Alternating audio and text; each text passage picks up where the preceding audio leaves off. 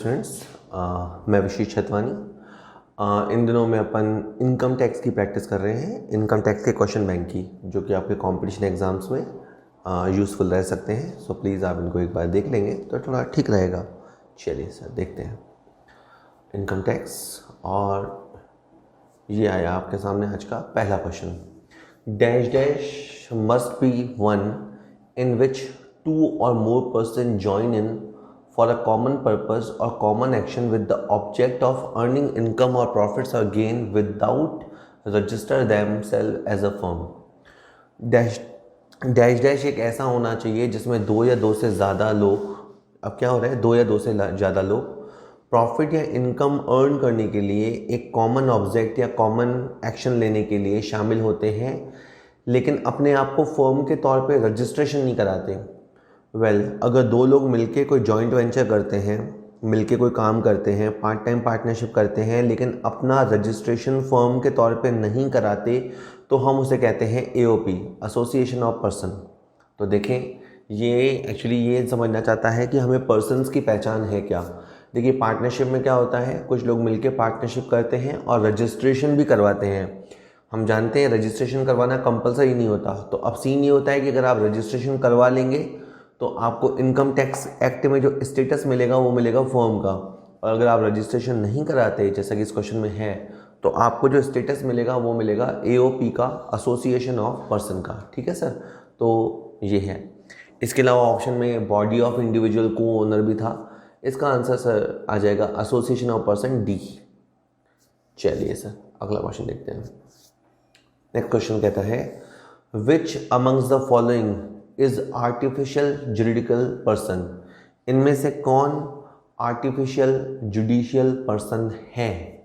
ठीक है सर, पहले मैं आपको बता दूं, आर्टिफिशियल जुडिशियल पर्सन का मतलब होता है एक ऐसा पर्सन जो रियल में नहीं है, लेकिन जुडिशरी ने, कानून ने जिसे पर्सन माना है, आप उसे डायरेक्ट स्यू नहीं कर सकते, लेकिन जो उसे मैनेज करते हैं आप उनको स्यू कर सकते हो।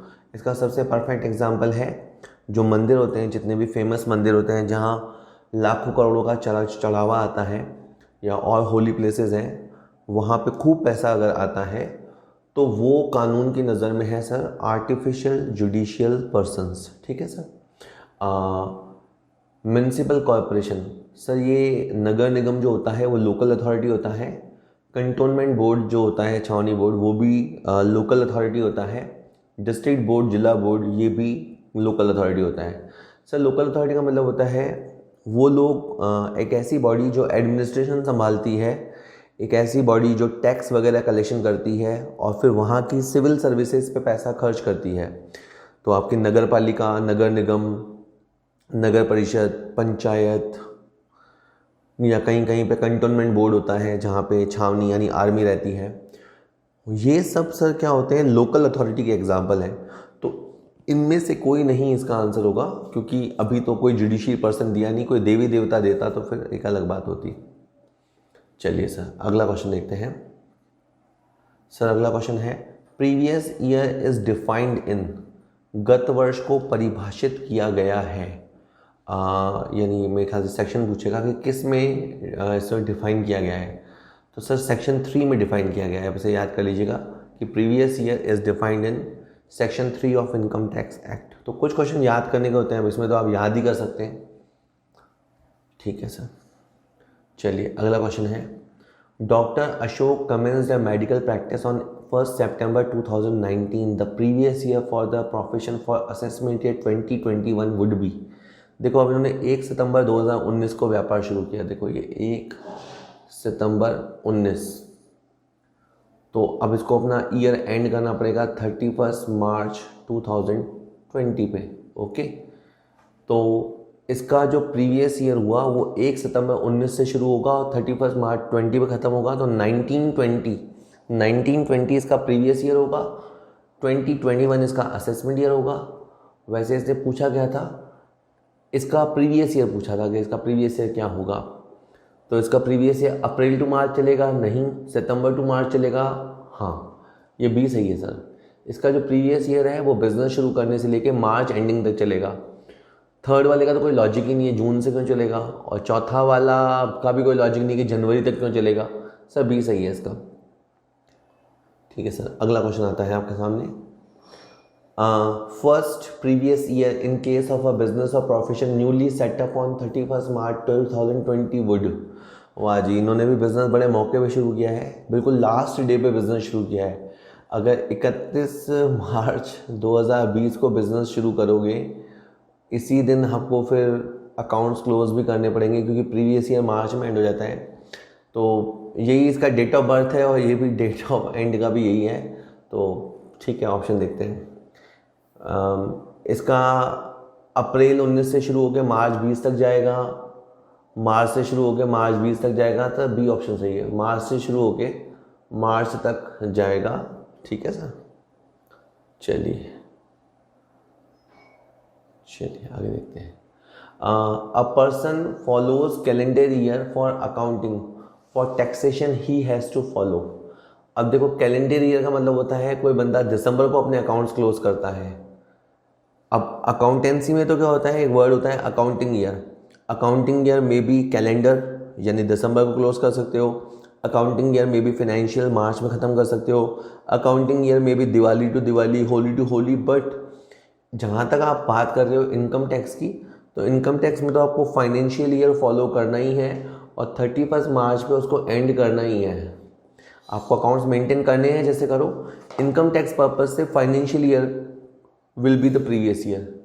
ऑप्शन देखते हैं कि वो उसे कैलेंडर ईयर को फॉलो करना होगा, उसे वित्तीय वर्ष को फॉलो करना होगा। थर्ड ऑप्शन कहता है कैलेंडर या वित्तीय वर्ष अपनी पसंद के अनुसार, या वो जनवरी से मार्च तक चलाएगा। नहीं, आपको डी या सी ऑप्शन देने की ज़रूरत नहीं है। बी ऑप्शन ठीक है कि उस बंदे को अकाउंटेंसी करनी हो जैसी करे, इनकम टैक्स के पर्पज से फाइनेंशियली ही उसको फॉलो करना पड़ेगा। ठीक है, वेल ये क्या क्वेश्चन आया है। Okay, in which of the following cases income of previous year is accessible in the previous year itself. किस मामले में, देखो वैसे क्या होता है, जनरली रूल ये होता है कि 19-20 की अगर इनकम है, 19-20 की इनकम अगर है तो उस पर जो टैक्स लगेगा वो 2021 में लगेगा। लेकिन कुछ मामले ऐसे होते हैं कि जिसमें इनकम टैक्स ऑफिसर वेट नहीं करता, बल्कि वो एक्सीलरेटेड असेसमेंट करता है और वो तुरंत असेसमेंट कर देता है। जैसे अब देखते हैं, पहला है अगर कोई व्यक्ति इंडिया छोड़ के जा रहा है तो हाँ बिल्कुल उसका हाथों हाथ असेसमेंट होता है, यानी सेम प्रीवियस ईयर में। A person employment in India, नहीं, इस बंदे का बाद में असेसमेंट होगा। A person who is in illegal business, इसका भी बाद में असेसमेंट हो जाएगा, कोई दिक्कत नहीं है। A person who is running a charitable institution, इसका भी बाद में असेसमेंट हो जाएगा। सर जो आदमी इंडिया छोड़ के जा रहा है, लॉजिकल भी है, जो व्यक्ति इंडिया छोड़ के जा रहा है, हो सकता है बाद में वो कभी इंडिया में वापस ही ना आए, तो उसका असेसमेंट एओ उसी ईयर में कर देगा। 19-20 का असेसमेंट वो 19-20 में ही कर देगा। ठीक है सर, चलिए वेल अगला क्वेश्चन आ रहा है। निम्नलिखित मामलों में से किसमें in which of the following cases assessing officer has the discretion to assess the income of previous year in previous year itself or in subsequent assessment year। Okay sir, आप 3 rule सुनिएगा। पहला रूल है कि 19-20 का अगर assessment है, previous year 19-20 का assessment है, तो उसका असेसमेंट 20-21 में होगा। This is general rule. फिर 5 कंडीशंस ऐसी हैं जब आपका हाथों हाथ असेसमेंट हो जाएगा, जिस प्रीवियस ईयर में आप खड़े हैं उसी में असेसमेंट हो जाएगा। लेकिन एक जगह, उन 5 में से जो लास्ट वाली जगह है उसमें वर्ड ऑप्शन है डिसकंटिन्यूड बिजनेस। ऐसे बिजनेस जिन्हें डिसकंटिन्यू किया गया है और असेसिंग ऑफिसर को इंटीमेट कर दिया गया है, 15 दिन में इंटीमेट करना होता है, तो एओ के पास यहाँ डिस्क्रिएशनरी पावर है, मतलब उसका विवेकाधिकार है। असेसिंग ऑफिसर चाहे तो हाथों हाथ in the same previous year assessment कर दे, और चाहे तो वो रेगुलर असेसमेंट जैसे करता है वैसे करे। तो डिसकंटिन्यूड बिजनेस के अंदर एओ के पास ऑप्शन है। ठीक है सर, जैसे shipping business of non resident, आप याद रखिए कि अगर कोई नॉन रेजिडेंट है ठीक है, अपने को पता है रेजिडेंट 3 तरह के होते हैं, ऑर्डिनरी, नॉट ऑर्डिनरी और नॉन रेजिडेंट। तो अगर कोई नॉन रेजिडेंट है, अगर वो शिपिंग बिजनेस में है, इंडिया से भाड़ा वगैरह कमाता है, तो उसका असेसमेंट हाथों हाथ होगा। लॉजिक ये है कि वो जहाज़ एक बार इंडिया से चला जाएगा तो आप उसे कहाँ पकड़ोगे, तो इसलिए उसका तो हाथों हाथ असेसमेंट होगा, उसमें तो कोई ऑप्शन नहीं है। Sir, assessment of association of person और BOI formed for a particular event और पर्पस। इसी तरह किसी खास मकसद के लिए, एक खास लिमिटेड पीरियड ऑफ टाइम के लिए कोई AOP या BOI या जॉइंट वेंचर है, तो उसका असेसमेंट भी हाथों हाथ होगा सर, उसमें भी एक्सीलरेटेड असेसमेंट होगा। Assessment of person likely to transfer the property to avoid tax. इसी तरह का कोई बंदा आपको लगे कि प्रॉपर्टी इसलिए ट्रांसफ़र कर रहा है कि वो टैक्स बचाना चाहता है वगैरह, वो अपने हिसाब सब कुछ बिजनेस अपना बेच रहा है वगैरह, तो उसका भी असेसमेंट हाथों हाथ होगा। लेकिन ये जो है ना सर, डिसकंटिन्यूड बिजनेस, इसमें चूंकि उस बंदे ने बिजनेस बंद किया है, वो इंडिया छोड़ के भागा नहीं है, तो AO का डिस्क्रिएशन है, चाहे तो हाथों हाथ असेसमेंट करे चाहे बाद में करे। ठीक है सर, तो इस क्वेश्चन का आंसर D आएगा सर। चलिए अगला क्वेश्चन है, 12 क्वेश्चन और आने, टोटल इसमें 20 क्वेश्चन है। In case of non resident engage in a shipping business dash dash freight paid or payable to the owner or charter shall be deemed to be a total income. Shipping व्यवसाय में अगर कोई गैर निवासी है तो भारतीय बंदरगाह से उठाए गए सामान, पशु, डाक या यात्री को ले जाने के लिए प्राप्त राशि का 7.5%, 7.5%, मतलब जितना उसने समझो भारतीय बंदरगाह से कमाया। अब शिपिंग कंपनी कैसे कमाएगी, या तो किसी पर्सन को ले जाएगी, या सामान लेके जाएगी, या डाक लेके जाएगी, या कोई एनिमल लेके जाएगी। तो जितना भाड़ा उसने कमाया ना, उसका 7.5% इनकम मान लिया जाएगा, और इससे जो टैक्स होगा वो ले लिया जाएगा। ठीक है सर, तो इसका आंसर C हो जाएगा। 7.5% का नियम है, और एक्सीलरेटेड असेसमेंट होता है, हाथों हाथ असेसमेंट होता है। चलिए सर, अगला क्वेश्चन है, which amongst the following is an exception to the previous year rule. इनमें से कौन सा प्रीवियस ईयर का रूल है। जनरली क्या रूल होता है, एक होता है प्रीवियस ईयर, और एक जब टैक्स चार्ज होता है वो होता है असेसमेंट ईयर। अब कौन सा इसका एक्सेप्शन है। First, business or profession newly setup, अगर नया बिजनेस भी है तो भी PY/AY रूल होता है। Where a source of income newly set up, इसमें भी कोई दिक्कत नहीं है। Non resident engage in shipping business, yes, ये इसका एक्सेप्शन है। इसमें प्रीवियस ईयर असेसमेंट रूल नहीं होता, PY होता है, तो ये इसका आ जाएगा।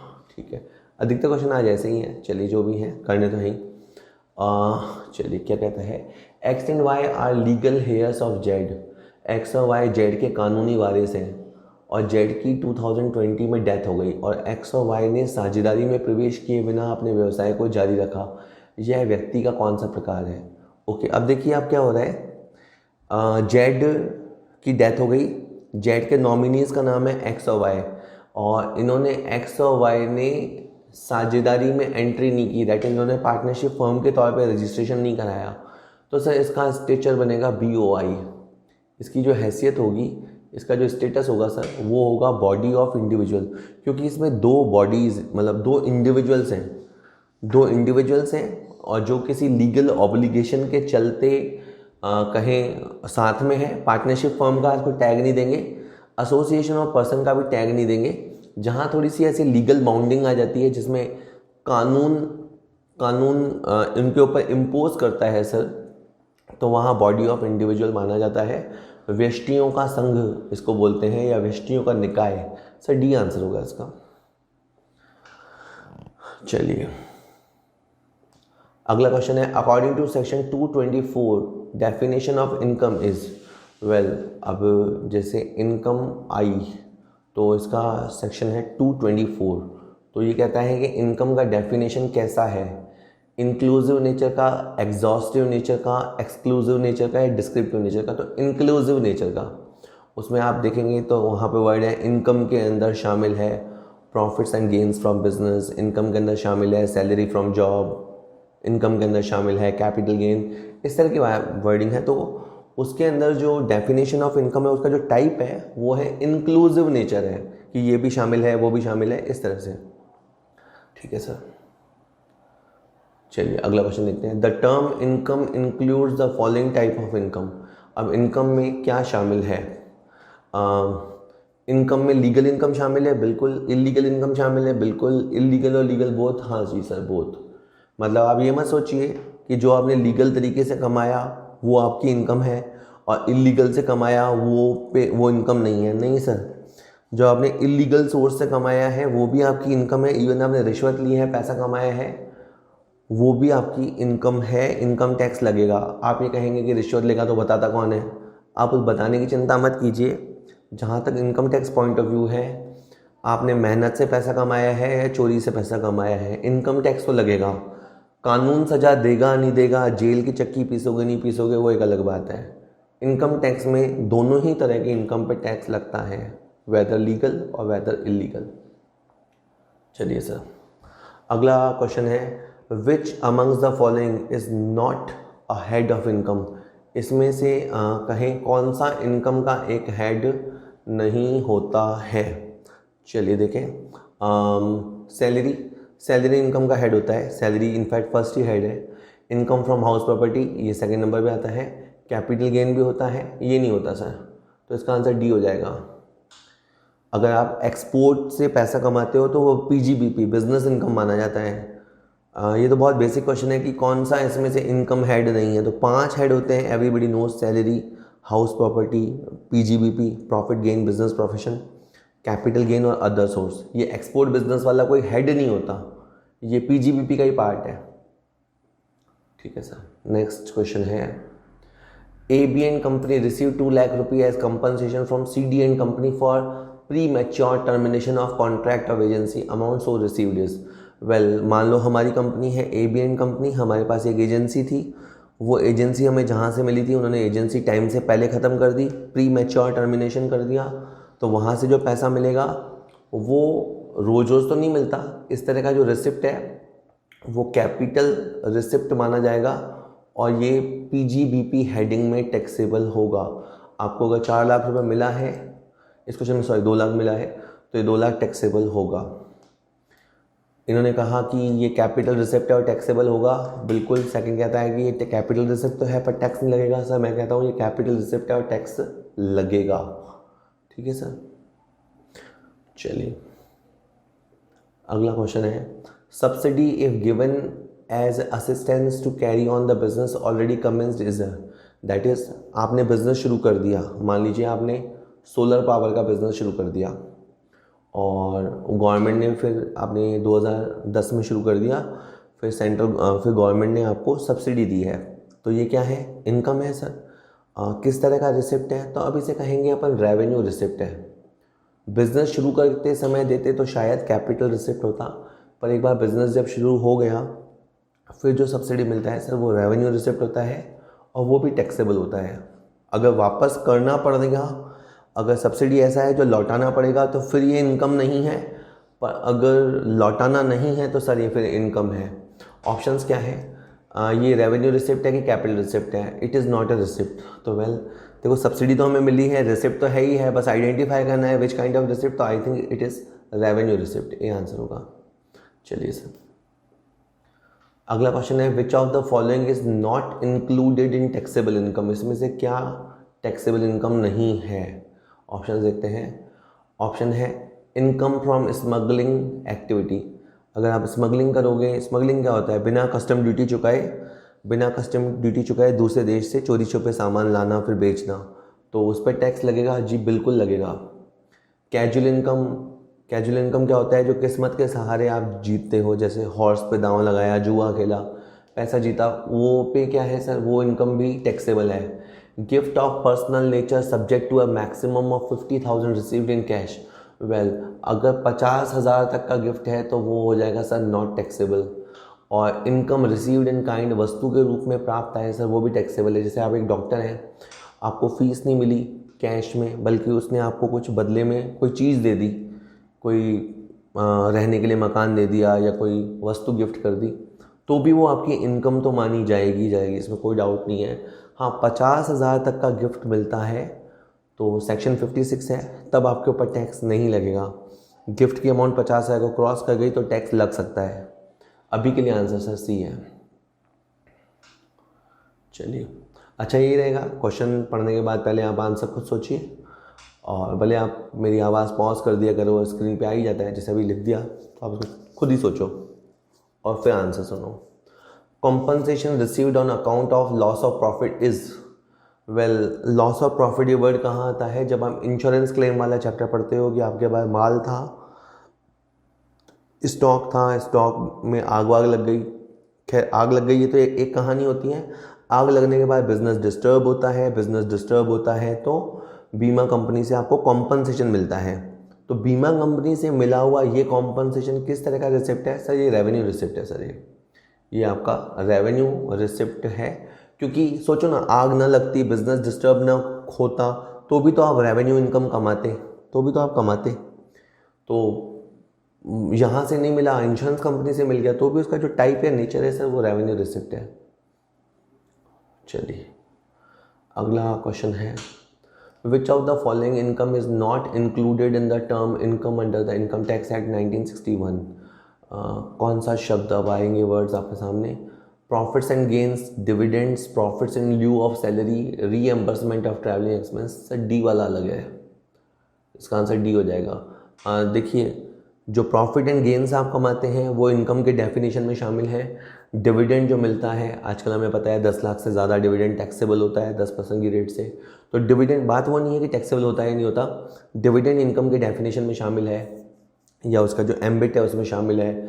आप सैलरी के बदले में जो आपको बेनिफिट्स मिलते हैं, सैलरी के बदले में जो आपको रिटायरिंग बेनिफिट्स मिलते हैं या परक्विजिट्स मिलते हैं, वो भी इनकम के डेफिनेशन में शामिल है। लेकिन आप कहीं ट्रैवल करने गए, आपके 400 रुपये खर्च हुए, फिर 400 रुपये आपको ओनर से वापस मिल गए, एम्प्लॉयर से वापस मिल गए, तो सर ये तो रीएम्बर्समेंट है, इसमें इनकम है भी नहीं, तो ये इनकम के डेफिनेशन में शामिल भी नहीं है। तो इसका आंसर डी हो जाएगा। अब एक लास्ट क्वेश्चन आ रहा है, out of the following which of the capital receipt is not taxable? इसमें से कौन सी कैपिटल रिसिप्ट टैक्सेबल नहीं है? देखिए, नॉट वाले क्वेश्चन थोड़ा ध्यान से देखा करो इनको। मैं तो ऐसे करता हूँ कि भाई आप जब ये क्वेश्चन पूछा है कौन सा टैक्सेबल नहीं है, इसका मतलब है 4 में से 3 ऑप्शन तो वो होंगे जो टैक्सेबल हैं, तो फिर चौथा अपने आप अलग हो जाएगा। वेल अगर 10 लाख का कैपिटल गेन हुआ है तो सर ये टैक्सेबल है। अगर अमाउंट 5 लाख रुपए का लॉटरी से जीता है तो वो भी टैक्सेबल है। अगर आपको 2 लाख का रिसीव हुआ है गिफ्ट रिश्तेदारों से, अब देखिए यहाँ गिफ्ट तो अच्छा मिला है लेकिन रिश्तेदार से मिला है, तो ये नॉन टैक्सेबल है। और चौथे में 1 लाख का अमाउंट मिला है दोस्त से शादी की एनिवर्सरी पे, तो तगड़ा गिफ्ट है और नॉन रिलेटिव है, तो सर ये टैक्सेबल है। सर गिफ्ट वाले क्वेश्चन आप अच्छे से देख के जाइएगा। देखो, गिफ्ट अगर छोटा है 50,000 तक का है तो वो वैसे ही एग्जेम्प्ट है, और गिफ्ट बड़ा है और मगर रिश्तेदार से मिला है, गिफ्ट बड़ा है और रिश्तेदार से मिला है तो भी वो एग्जेम्प्ट है, क्योंकि वो रिश्तेदार से मिला है। या गिफ्ट अगर आपको शादी के मौके पे मिला है, छोटा है या बड़ा है, तो भी वो एग्जेम्प्ट है। तो आपका सी पॉइंट में क्या हुआ था सर, आपको रिश्तेदार से गिफ्ट मिला ना, इसलिए टैक्स नहीं लगेगा। चौथे में आपको दोस्त से गिफ्ट मिला तो उस पर टैक्स लगेगा। तो आराम से ध्यान से कीजिएगा, थोड़ा पढ़ाते पढ़ाते ही मैं खो गया, बट ठीक है, फाइनली ये हो गया है। आप क्वेश्चंस करते रहिए, मेरी तो एडवाइस रहेगी अगर आप किसी एग्ज़ाम में जा रहे हैं और तो अच्छे से वीडियोस देखिए, जो वीडियोस इनकम टैक्स पे अवेलेबल हैं मेरे या और किसी के भी अवेलेबल हैं, आप उनको अच्छे से देखिए। उसके बाद कुछ क्वेश्चन यहाँ से लगा लिया करिए, थोड़ा आपको अप्रोच मिल जाएगा कि क्वेश्चनों को अप्रोच कैसे करते हैं वो मिल जाएगा। और फिर मैं कहूँगा कि आपको एक क्वेश्चन बैंक परचेज़ कर लेना चाहिए और धमाधम उसमें से क्वेश्चंस करने चाहिए। जितनी सर आप तगड़ी तैयारी करते हैं उतने ज़्यादा आप अपने चांसेस बढ़ाते हैं। ये कहने की ज़रूरत ही नहीं है कि आजकल कंपटीशन बहुत है, सीट्स लिमिटेड हैं और 10 तरह के पंगे और प्रॉब्लम्स होते हैं, तो इसलिए आप लोगों को अपनी तरफ से बेस्ट करना चाहिए। कई लोग एग्ज़ाम को खिसक जाता है तो बहुत दिन पढ़ाई छोड़ देते हैं। 12 घंटे पढ़ाई कर सकते हैं तो 10 ही घंटे करते हैं। मैं तो कहता हूँ 12 घंटे आप पढ़ाई कर सकते हैं तो समहाउ 12.5 घंटे कीजिए, 14 घंटे कर सकते हैं तो 15 घंटे कीजिए अगर कुछ बनना है तो, या फिर बनना ही नहीं है तो फिर फॉर्म क्यों भरना। तो अपनी कोशिश में कमी नहीं रखनी चाहिए, कोशिश बहुत तगड़ी करनी चाहिए। होना ना होना फिर बात की बात है, उसमें आपको कभी मलाल नहीं होगा। कोशिश अपनी आपको बहुत तगड़ी करनी चाहिए, आपको फिर सुकून रहता है। और फिर जब आप अच्छी तैयारी करते हैं तो फिर नहीं होगा ऑप्शन भी नहीं रह जाता। ठीक है ना, चलिए ओके हो गया है।